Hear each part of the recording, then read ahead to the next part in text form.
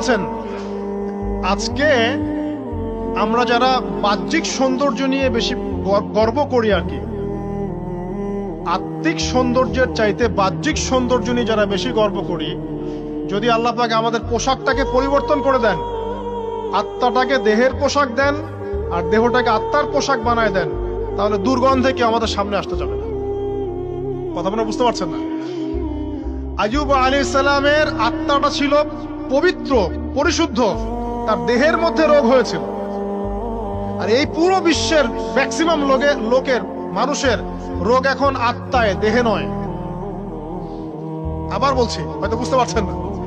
আইয়ুব আলাইহিস সালামের রোগটা হয়েছিল দেহে, দেহে বাইরে। তার আত্মা ছিল পবিত্র, পরিশুদ্ধ আত্মা। দেহের রোগের একটা পর্যায়ে যখন জিহ্বাটায় ইফেক্ট হলো, তখন জিকির করতে তার কষ্ট হচ্ছে, তখন তিনি দোয়া করছেন, আল্লাহ আমার এই রোগটাকে শেফা দিয়ে দাও। আর এখনকার পুরো জেনারেশন, এই সভ্যতার রোগ হচ্ছে ভিতরে, ভিতরে আত্মায়। দেহের রোগের চাইতে তার আত্মার রোগটা বেশি।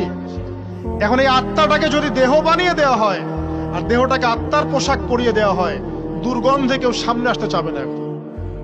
তাই আইয়ুব আলাইহিস সালামের সেই দোয়া এখন আমাদের বেশি করা উচিত।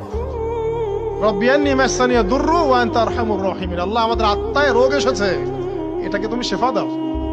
দেহের রোগ লেস ইম্পর্টেন্ট, আত্মার রোগটা বেশি ইম্পর্টেন্ট। এরকম নিদর্শন